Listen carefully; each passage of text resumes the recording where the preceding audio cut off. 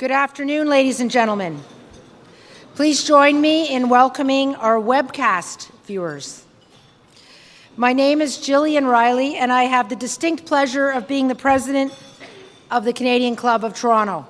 Viewers, thank you for joining us. Je m'appelle Gillian Riley, présidente du Club canadien de Toronto. Bonjour les téléspectateurs, merci de nous rejoindre sur Internet d'aujourd'hui. Our club offers members and guests a diversity of opinions that reflect the multi-dimensional nature of Canada's vibrant democracy. In creating innovative and relevant programming, we strive to ensure not only a diversity of perspectives, but of speakers as well. Here, we offer access to dynamic political, business, and public figures, and today's guest is a great example. Before I formally introduce Blake, here's a snapshot of some upcoming events that you may want to attend. On April 23rd, we have the Premier of our province, the Honourable Kathleen Wynne. On Monday, May 7th, Ali Velshi, anchor of MSNBC, will be in conversation with Amanda Lang, talking about fake news and being a news anchor in the Trump era. To order tickets or to learn more about the club, please visit our website at canadianclub.org. You can also visit and join the conversation via Twitter and Instagram by following us at CDNCLUBTO or by using that hashtag. I want to express special thanks to today's event sponsors: Bruce Power, represented by James Skonjak, E&Y, represented by Eric Rawlinson, and Tories LLP, represented by Richard Willoughby. Thank you very much for your generous support.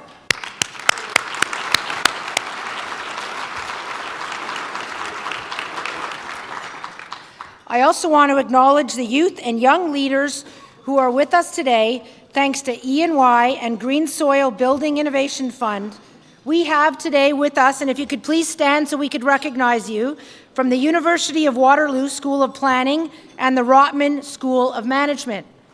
Please stand.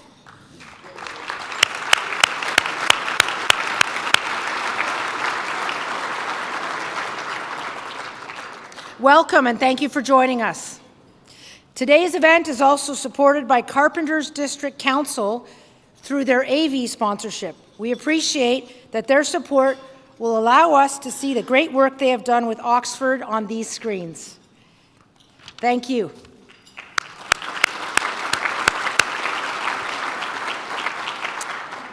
And now to our guest speaker.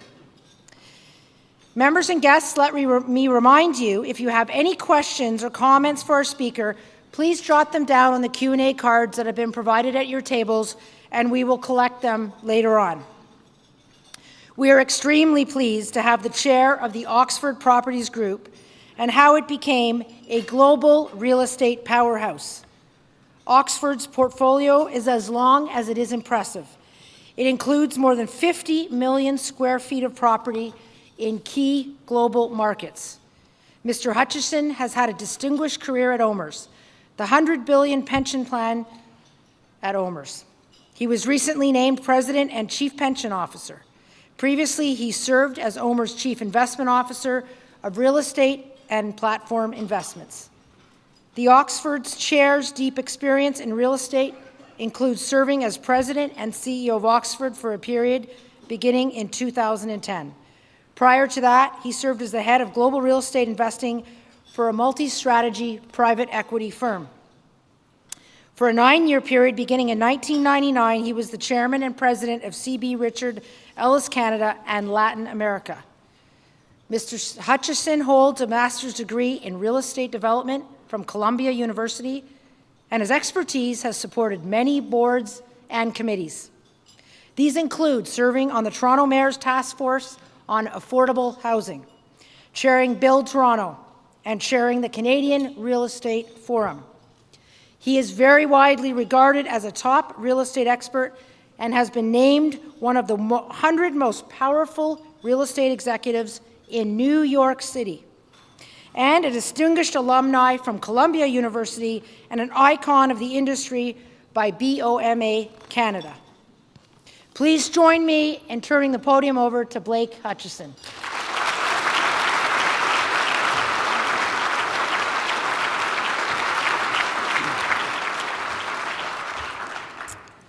Good afternoon. Everyone can hear me. I am humbled and honored to be asked to speak in this historical club.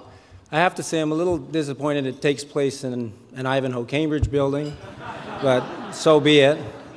But I am pleased, actually, that we sold more tables than the cannabis panel recently, which says something these days. So, now listen, I wanted to thank Nikki Holland, a dear friend of mine who's with the Carpenters Union, who asked me many months ago to do this. And it couldn't be more timely because, as has been suggested, I've had an opportunity in just the last week to go from leading Oxford, which has been a period of great and proud times, to getting much more involved with OMERS with a tremendous opportunity. So this is, frankly, the last time I get to tell the Oxford story where anybody's going to give me any credit whatsoever. So I figured I might as well get it in while the getting is good. And frankly, it'll be a time where I still have my hands on the wheel a bit, so I can tell you some inside stories that may be of use. Like anybody who's asked to do this stuff, I researched some of the prior speakers, and a reasonably impressive group since 1897. And it wasn't lost on me this weekend when I looked at this list to suggest that I may be the least impressive speaker that this club has ever had. So if your lunch is good, you're also experiencing a little history here. You'll take those two things away if nothing else. I'm also going to submit that, notwithstanding that, and I look around the room and I mean this very seriously, I'm going to say in the 120 years that you've had this event, there aren't many, if any, that have stood at this podium with more friends in this room. And I look at my family is here. I have friends from high school here. I have friends from my various universities here. I have friends, colleagues from my past and present. I have many of our dear friends from Oxford and OMERS. We have customers here. We have partners here. And many of the service providers that have made us look good for multiple decades. So I feel very blessed to have all of you, dear friends, in this room. And I'm not surprised. I am surprised in a few cases that you'd actually part with the money to attend. And I'm pretty sure there's a fair number of vacant spaces at those corporate tables, so you were able to infill. But I do feel most grateful for your friendship and support, and you know what that means to me. Now, as I reflected on the topic today, and I tried to dub what the speech should be called, and as I reflected on the history of this great club, I thought the only thing that I could build a speech as was Oxford Properties, a truly Canadian success story. And if you look at this club, it was founded in 1897, and in my view, it's become part of the fabric of Canadian life, connecting Canadians to influencers at home and abroad on the important issues and the important events of our times. And this club has endured through good times and bad, stayed highly relevant, and become a symbol of Canadian strength and stability. And I hope, as you listen to our story, the Oxford story, similarly, you will say this entity has endured through good times and bad, stayed highly relevant, and become a symbol of Canadian strength and stability. Now, for those of you who don't know, the Oxford story started in 1960 in Edmonton, Alberta. The Love family and the Poole family. Poole family started PCL. The Love family went on to build Oxford and are well known to many of you with a single building. And it was a 10,000 square foot building in Edmonton, Alberta. Over the next several decades, building by building, town by town, city by city, it became a household name for excellence in the real estate business. And fast forward to today, it is a $50 billion global empire that is anchored right here in Canada. And for those of you who are here in Toronto and don't know our assets, things like, with partners, and some of them are owned with many partners, Yorkdale, Square One, Canada Town Centre, Scarborough Town Centre. If you look at 21 office buildings, I think, here in Toronto, roughly 30% of the A-class office space here in Toronto, so that's a story. And for a Canadian context, many of you may not know we own Banff Springs Hotels, Shadow Lake Louise, Jasper Park Lodge, Whistler, Shadow Whistler. If anybody wants a room, talk to me after. I'll take a credit card. We'll never lose an opportunity to sell.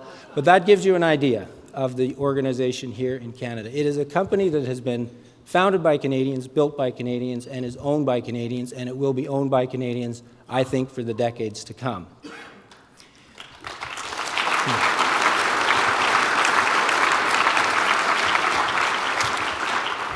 From a math perspective, and most of you are Bay Street types, I think at least the last 5 years, we've been among the 20 most profitable companies in Canada. We've generated roughly $2 billion of dividends for OMERS, our stakeholder. We've been, I think, by any measure that I can judge, I think we are clearly one of the 5 greatest real estate platforms in the world today, and there are some competitors who even parted with money for tables who may argue differently, but that's the way I see it. And when you look at that, it's important to put that, before this room, because I think you'd agree we live in the greatest country in the world, but we sometimes don't acknowledge or celebrate our successes here at home. And I would say it seems to be pleasure in lots of us talking about the demise of the Eatons, the Zellers, the Simpsons, the Dominion stores, the Nortels, recently, sadly, the Sears. There's lots of conversation on Bay Street about great Canadian household names that have gone to foreign control, the Molsons, the Labatts, the Four Seasons, the Fairmont, Tim Hortons, but we often don't celebrate our successes enough. And in that, I mean, without even trying, you think of Barrick, you think of the late Peter Monk, biggest gold company in the world. You think of Magna, 320 manufacturing plants around the world. You think of the swath that the Thomson Reuters family have cut and what Bombardier's done for all of us, notwithstanding tough times, representing the transportation industry in 200 countries around the world. So pretty great stories. And the real estate story in this country is one of those. And part of that is because it was made okay by Canadian pension plan legislation, and I won't get into the details. It has allowed the Canadian pension plans to own platforms. So Cadillac Fairview, owned by teachers, great company. Ivanhoe Cambridge, pretty good company. Owned by the Caisse de Depot. And Brookfield, amazing story around the world, and Oxford is one of those stories. And so I think it's important when there are 200 countries in the world and you look around, you should be very proud of the swath the Canadian real estate industry has cut, and you should be very proud, I hope, because I'm not here to talk about the competitors, of the story I'll tell about Oxford, which is one about pioneering, it's one about family, and it's one about unlocking a dream. Speaking of family, I'll give you a little context as to my upbringing. I grew up in Huntsville, Ontario. My family came to Canada in 1850, and they migrated up to the Huntsville area a little after the Confederation. And they went up there like everybody else with a land grant, hoping to farm, and they were dirt poor.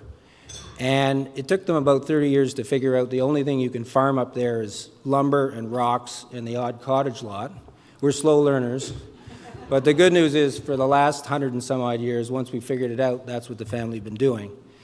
And my grandfather, who's been an inspiration to me, he's F.W. Hutcheson on the screen. He ran away from a one-room schoolhouse in Huntsville, went off and joined the Royal Navy, and defended our country in the First World War, and came back with his eyes wide open. Because he said, there's 35 countries in the world out there, and we have a lot of timber in this community. Maybe we have an opportunity. So for the next 50 years, with a little planing mill, he built, to the best of my knowledge, the largest hardwood flooring manufacturing company in Canada, and some family members would argue the world. I'm not sure anyone can verify it. And he taught me 2 great lessons. He lived until 93 in perfect health. And the first thing he said to all the family members is, I just wish I could teach you the lessons of cycles. He said, no matter what, over a 50-year period, we employed between 500 and 700 people in that community, and we never went to 2 shifts. We didn't want to wreck the equipment, and we didn't want to lay people off. It was about keeping the community alive. And he said, and in the good times, his salespeople would quit. Why? Because we couldn't meet the orders. And in the bad times, he would stockpile lumber to the heavens. Everyone thought he was crazy, but when the market turned, he was the only one in the world with his product. And that left him in pretty good stead. And he said, no matter what, whenever you think it's too good to be true, it usually is, and no matter when you think it is just a disaster, load your gun, take up every opportunity you can, because Canada is a great country. It will always recover. Remember the lessons of cycles.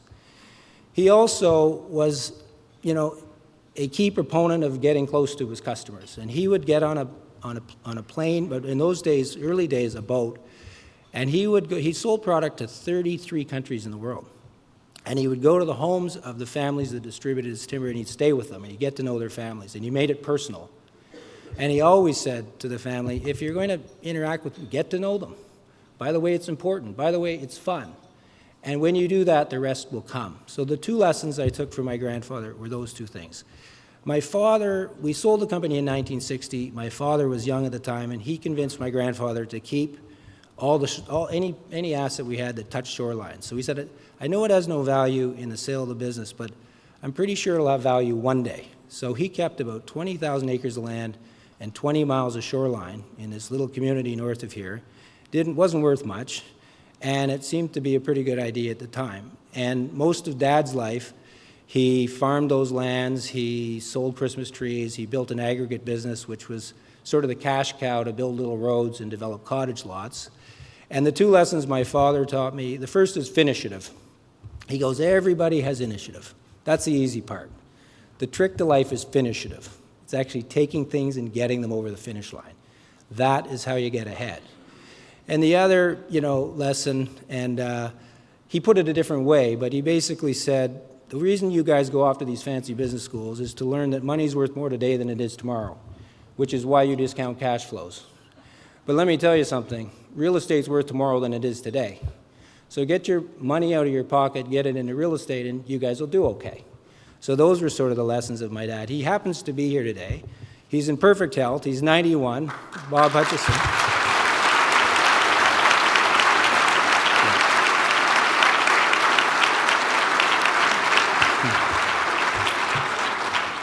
By the way, he flew back from Montana last night. He skied the last 60 days. So he's the under 100 ski champion at the Yellowstone Club last week. So I've been blessed with those lessons in life. Here's the family. I won't bore you with it. There's Dad with his family around him. That was a car that he gave my mother in 1972. She died 20 years ago, but we keep it tuned up to remember her. And my lovely wife, Sue, is there. I have two kids. Camille is in Atlantic, Canada, taking a fine arts degree. I put her picture in black and white because I never know what hair color she has. And our son, he's now at Queen's. He's my best friend. I'm about his 15th best friend. And he's studying. And there's my old man, 89 years old, water skiing on his 89th birthday. So there you go. Yeah.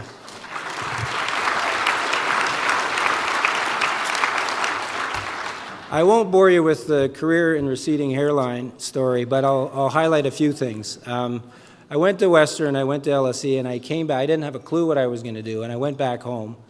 And Dad and I were working on a few little projects, and there was a request for proposal to build a courthouse for the town of Huntsville. And so we negotiated this deal with the Ministry of Government Services. I don't think Premier Harris was in at the time, but we cut a deal.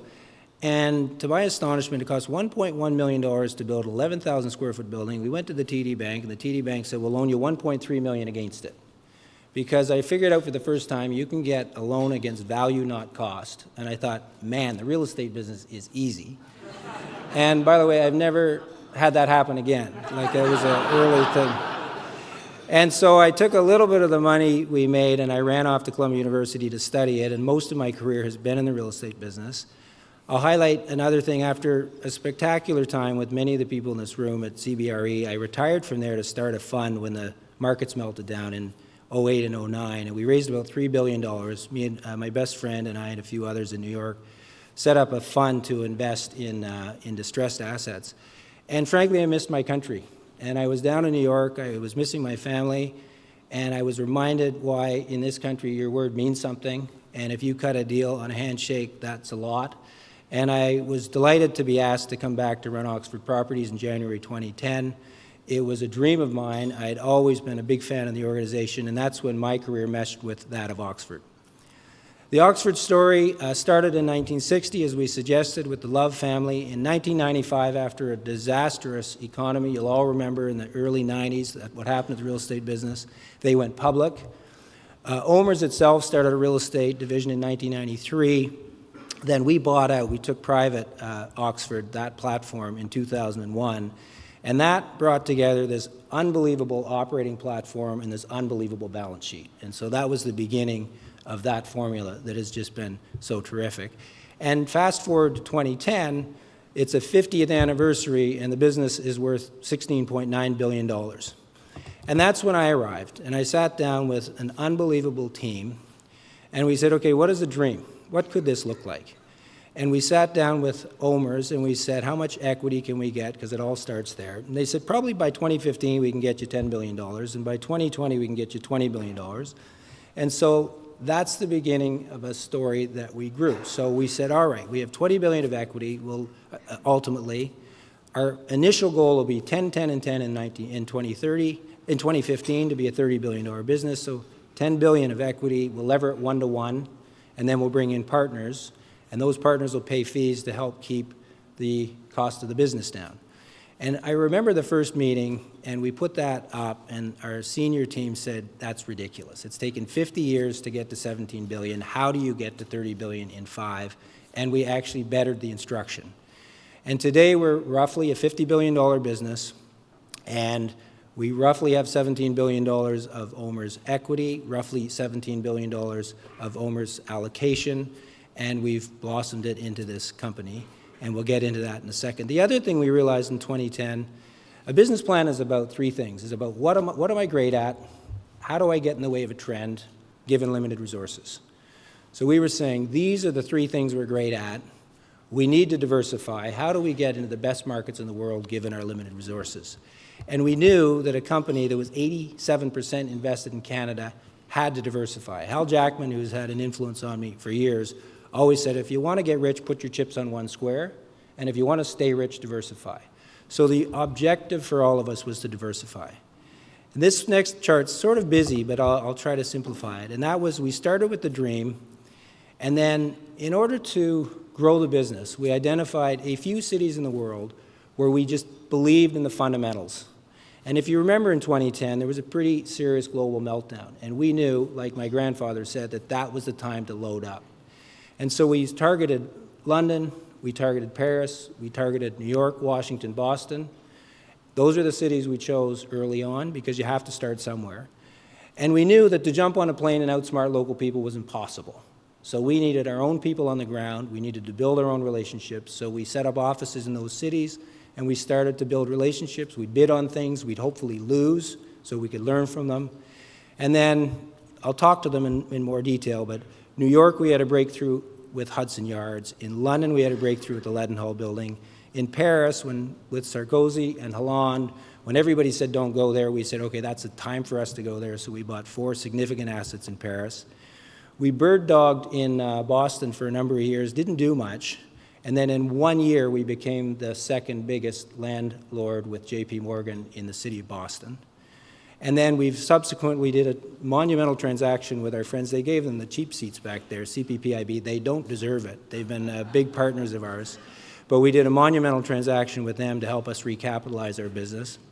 And then we've gone global. We've opened our markets up to Berlin and elsewhere, and recently done a monumental transaction in Berlin. But it started with a dream. It started with doing incremental things. It started with our own people on the ground. And then all that while, we were building our platform, focused on sustainable intelligence, focused on customer service, focused on managing with pride. And we felt at the time that we had a litany of competitors in Canada, and no disrespect to the competitors in Canada, and many of you bought tables today. We woke up now, we've woken up recently, we really think our truly global competitors, we still have lots here, are Brookfield and Blackstone from a platform standpoint. So we've gone from being in a cluster in Canada to being, we think, among the 3 or 4 or maybe 5 biggest players in the world. A few of the building blocks, and I'll just tell you a little bit of the color because it'll be fun, and then I'll get off the stage. But in London, when we went there, nobody knew who we were. Nobody knew who OMERS was, nobody knew who Oxford was. And we knew that we needed something that would change the game. And we knew that we needed a monumental transaction. So we actually sat down with British Land. They're the leader of that business, a gentleman named Chris Craig, had been a longtime friend, and we kept saying, when you're ready to build this building in the City of London, we will be your partner. And because he's a REIT, it doesn't behoove him to pour out too much money for development. And so it made sense for him to bring in a partner because they're measured by their cash flow, and so developments are a little dangerous for REITs because it could affect their stock price. So we said, we'll be half your partner. Long story short, we shook hands one day and loved the model. This building, 619,000 square feet, designed by Sir Richard Rogers, I think the most exquisite building that's ever been put on the skyline in London. And we said, we'll go spec with you. We will spec the development. It's 500 million pounds, half you, half us, we'll go. And we'll go back and ask our board's permission, would you do the same? I jumped on a plane and I get a call the next day from his CFO who said, listen, can I come to see you? So he flew across and he was kind of a curmudgeon and he said, you said that you would go spec. How do I know that your word means anything? And I said, well, first of all, I'm a Canadian. You know, there you go. And second of all, I took a bagel napkin out. I said, we'll go spec. And I signed it. And I go, you can take that back to your board. In any event, our board supported us, as they always do. We built this building. It was finished in late 2015. And we were going to keep it long-term. And then the 23rd of June of 2016 happened with the Brexit vote. We decided to take it to market. And late last year, we sold the building we built for 500 million pounds for 1.15 billion pounds. So the profit on a single asset, 1,060 million Canadian dollars, all because in the difficult times, in the bad times, we had the courage to go and do something pretty significant. And by the way, a big part of the reason we did this wasn't because we thought that we would ever reach that goal. It was that we thought if we had a presence in London, we could build a business around it. And that's exactly what's happened. We now have 80 employees in that market. We are a force, and it is now, you know, an Oxford Properties in the country of the UK in a few short years. Similarly, in New York, nobody knew who we were. We went down. I was a freshly minted CEO in January 2010. We got a call in February that said, would we be interested in joining hands with the related group of companies to embark upon the largest American development, the largest real estate development in American history. So this is the Hudson Yards project. And luckily, there was a Canadian, Jay Cross, who was the president of this project, who we'd all grown up with, many of us in this room. So he called, and we had a relationship. And they had to move quickly because they had a short option on a 26-acre site on the island of Manhattan. And they needed us. So we said, okay, we'll be 50-50 partners in the GP, and try taking your first big deal to the board for a $25 billion development project, which is impossible to underwrite. But what our team was able to do was simplify it and say, this is just a land deal. And if we build a platform over 13 acres of tracts at roughly $1.3 billion, our total land cost will be about $300 in a market where the land cost was $800 everywhere else. So we had a competitive advantage. So this has been an amazing run for us. Anybody who's in New York, please let us know. We have people who give tours daily. If you walk up the north end of the High Line and look in, you will see a big banner that says Oxford and OMERS. I hope you'll feel the same pride that we do for not only Canada, but for Oxford and OMERS, because this is an incredible story. And we've been able to build a company around this, because as soon as it's the most written about project probably in world history. And so everybody we deal with knows, hey, you guys have done this, and it's enabled us to do so much more. This is Berlin, and we think Berlin may be the best investment opportunity in the world today. The city's GDP alone is about 6%. It's a 4 million person city with about 120,000 net migrants a year. It's a technology center. The youth want to be there. And so we've been in and around it for 3 years, and then late last year, not unlike Leadenhall, not unlike Hudson Yards, we bought what we think is the most impressive asset in Berlin. It was 1.111 billion pounds, 1.7 billion Canadian dollars. We bought it on our own. And this is on the front page of every modern Germany book you've seen. And again, it'll enable us to build an Oxford property story around this for the next decade or two. And we're pretty excited about it and proud of another Canadian story in a big competitive city. This is a local one. We can't ignore that. We're very active in this city, and for those of you who are here from the city, and I know many of you are, this city, we're operating in 17 cities in the world. This city has been terrific to us. They move things quickly, and all the noise you hear about, difficulty with permitting and everything else. They've been so good to us. We just completed 100 Adelaide. We think it's one of the nicest buildings ever to be constructed in Canada. We preserved an historical building. Cone, Pettis, and Fox wrapped the design around it. Great natural light. Many of our partners, tenants are here with us, and so if you get a chance to go see it, you should.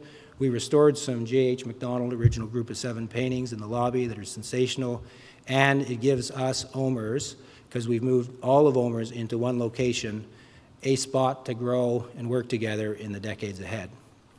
So the Oxford today is a $50 billion business, roughly 200 assets, roughly 65 million square feet, and we have at any given time about 25, 27 development projects that can generate about 200 basis points a year. So if we weren't in the development business, we couldn't unlock those additional basis points. And in the spirit of diversity, we now have a company that is only 55% Canada. We're still growing in Canada, but we're deep in Europe, deep in the U.S., and we have diversified in many ways. We're $3 billion in sales. We don't have one customer that's more than 5% of our revenue. We don't have one asset that's more than 5% of our portfolio.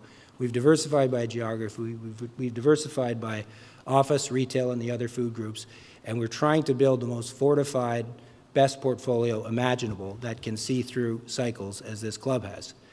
That's a story of some of our assets, and it's a living organism. We continue to sell out our older assets and replace them with the best assets we can. And what we try to do is, I think Warren Buffett said it best, you try to buy great assets at a good price. You're not smart enough to buy good assets at a great price. So we just focus on the very best assets you can the world over. That's been our return history, which we'd put up against any real estate company in the world today. And this has helped us with the board. We go to the board and we say we've grown from $17 billion to $50 billion. We have taken it costs us roughly $250 million to run the business, but we now have fees that generate about $220 million. So it really costs us a net $30 million to run a $50 billion business that's been generating these kinds of returns. And the board say, how much money do you guys need? And they've been very supportive in that sense.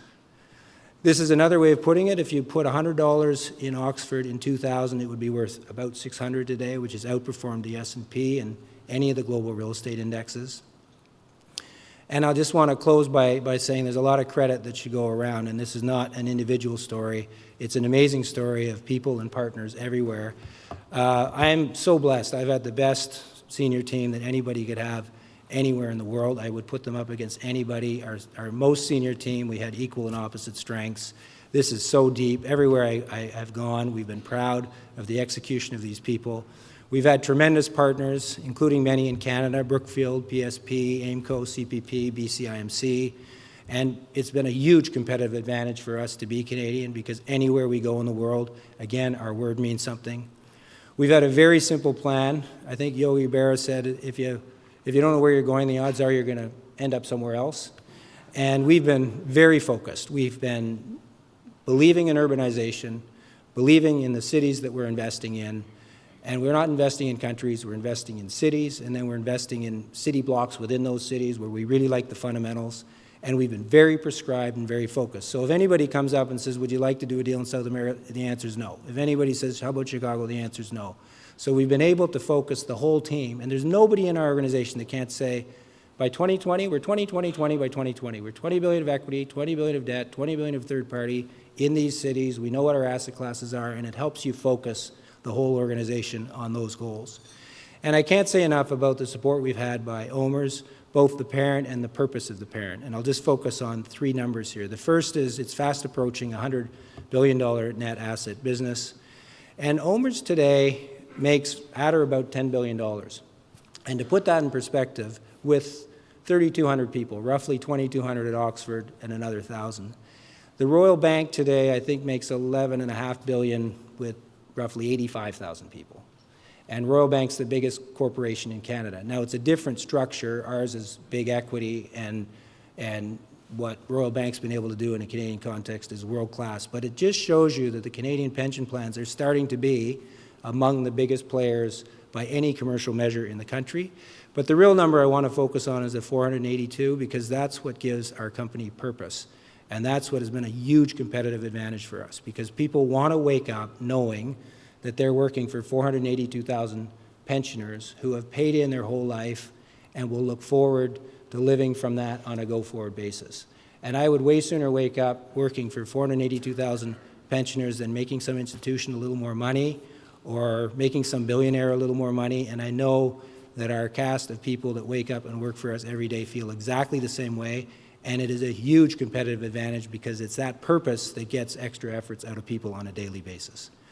I'll leave you with a few career highlights very quickly. And I know I'll be 2 or 3 minutes. Is that good?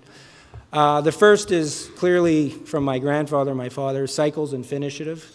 Those very things now run through everything we do at Oxford. Business travels at the speed of trust. That was said to me by one of the great contractors in this country. It means a lot, and I think it says something to all of us. Business travels at the speed of trust. Culture is critical. Whoever said that culture eats strategy for lunch, that was an understatement. Culture is critical, and it all starts with being good to each other in an office environment. And if you're good to the person that's left and right of you, the odds are they come to work a little happier and they're nicer down the hall, and the odds are when that happens, they're better on the next floor, and the odds are when you create a culture like that and you interface with your customers. Oxford interfaces with 1.5 million customers a day. The odds are you're better to your customer. When you're better to your customer, they want to do business with you. When they do business with you, the business does better, you're happier, the board's happier. It all starts with culture. Surround yourself with elevator people. My favorite prof at Columbia University said 2 kinds of people in this world: elevator people, basement people. I still, when I go to interviews, I'm sizing everybody up, so be careful out there. And if you surround yourself with positive people, how great is that? Dream big, and my dad has always said, if you don't believe in tomorrow, you shouldn't be in business. Be your best self. It's hard to be, people will suss out if you're not authentic every time and everywhere, and just be the very best you can be, and that, if you bring that to the game every day, it makes a difference. And this one I like a lot, and it's just leadership is not a title. And we're all seeing out there in the world today, presidents, prime ministers, CEOs, and the like, who think by definition of the title that makes you a leader, and it's just not so.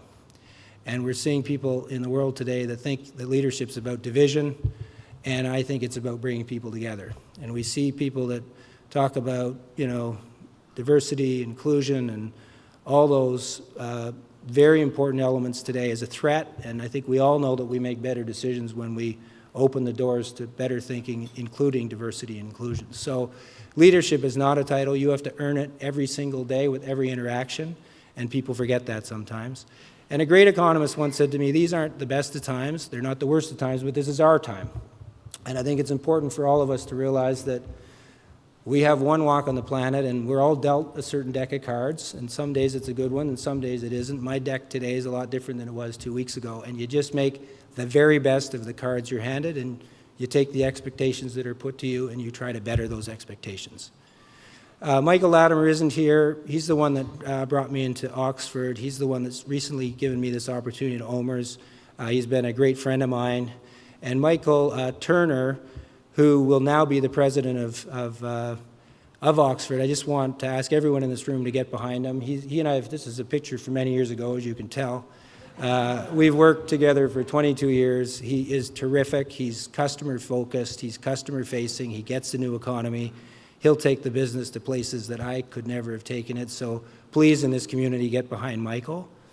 And my final thank you, I'll say 3 things. I'll say to my dad, in the spirit of initiative, this speech is over, Dad. I'll say to the Canada Club, thank you again. You've done a marvelous job for 120 years. Please keep up the good work on behalf of all of us. And I'll say to the rest of us, we are truly in the greatest country in the world. And we have to continue to remind each other of that. And we have to continue to cheer for each other in working together and unlocking more and more of these great Canadian success stories. This is our time, and the only limitation I think we have is dreaming big enough. And if we support each other, no matter what you hear in whispers or drunken yells or tweets, nobody can touch us. So good luck. Thank you.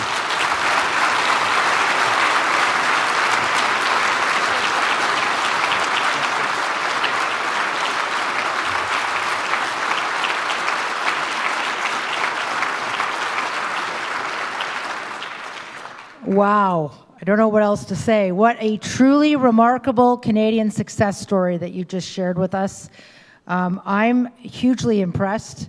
The career advice that you just gave on the slide, leadership is not a title, is one that certainly resonates with me. You've clearly demonstrated that through your career and what you've been able to build, so incredibly impressive. And Hudson Yards, I don't know if you've seen it, but I was in there, and it is a very impressive development. So now I have a few questions for Blake from the audience.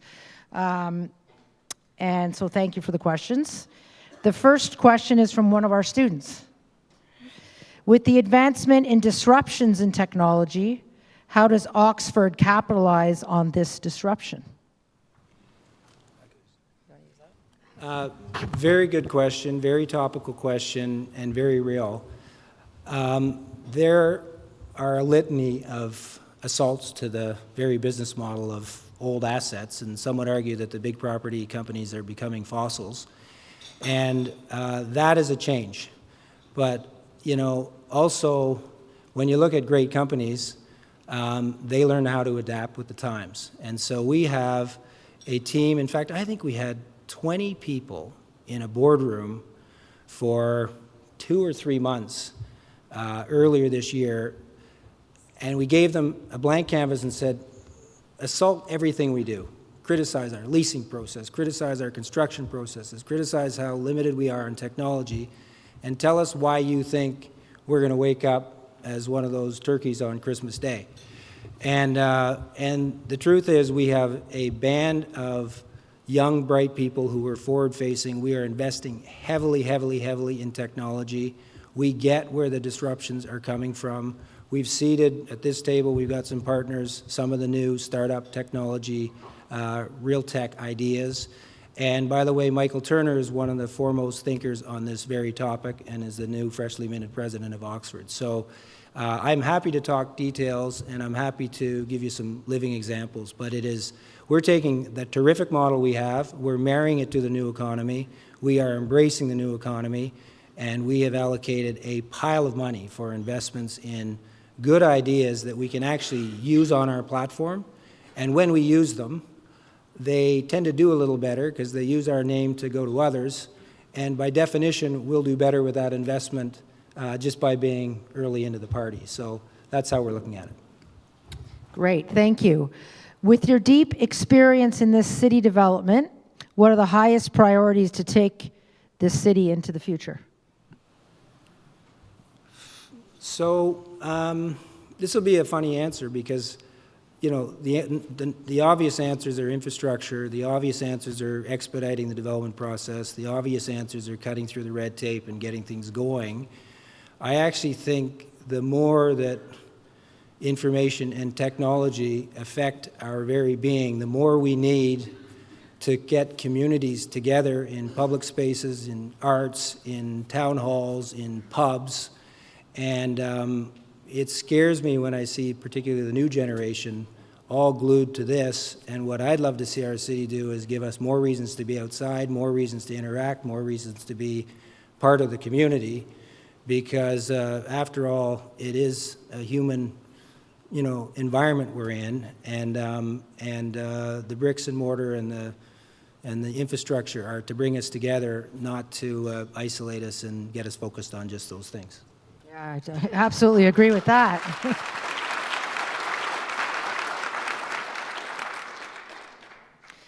This is a good question. What are you the most proud of aside from your children? My wife's here. You didn't include her, so that's the natural answer. Do you know what? I think it's always people. It's always, I think it's not assets, it's not bottom lines, it's not math, it's about people. And so what I'm most proud about is, again, my grandfather would always say, if you're going to go to a campsite, you leave it better than the way you found it. When I'm talking specifically about Oxford, I'm incredibly proud that what we started with is very different than what I'm moving on from, and we've got an unbelievable team of people that can do with it things that I hadn't dreamt about. So I think it's the legacy of the people and the culture that we have created, all working together, and many of them are in this room, and I think that's what I will remain most proud about at this window in my career. Great. Last question. Good last question here. What, in your opinion, is Canada's role in leading a sustainable future for the next generation, our children? So there are 4 people at that table that could answer this question better than I can. About 10 years ago, we put together a sustainability team at Oxford that has made this a massive focus. And by the way, it's a win-win-win. It is the right thing to do for the society. It's the right thing to do for our tenants because they're calling for it. And frankly, the math, it actually pays coming out the other end. So you would be irresponsible not to be focused in the built form on the environment and everything you can do to improve it for the future generations. And so that team have won literally hundreds of awards all over the globe for Oxford in leading on that very topic. Again, probably not the place to get into the detail, but I think the one takeaway is if anyone ever thinks it's an expense to invest in sustainability and new things that make our planet better, they're wrong. It's an investment. And so that would be my take. Yeah. That's a great message. I'm now going to ask Nikki Holland, who's a director at the Canadian Club, to come up and give the formal thank you. Wow, to follow Blake. So, Mr. Hutcheson, Blake, thank you very, very much for joining us today, for sharing the incredible Oxford story. It's clear to see why real estate is doing so well. It's almost as clear as your passion and your enthusiasm. I'm a little bit disappointed. I thought those secrets at the end of the slide were secrets that we shared amongst the two of us. But I know I speak for everybody in this room. You taught us something today. The first time we met, you taught me that business travels at the speed of trust. We've built trust, and I know that you've built trust with many people in this room. We welcome and we are excited to see what you're going to do at OMERS. We congratulate you. Thank you for coming today. And before we conclude, I just want to thank MediaEvents.ca, Canada's online space, and WVC for live streaming today's event. To learn more about the club, please join us at thecanadianclub.org. And thank you so much again for joining us today.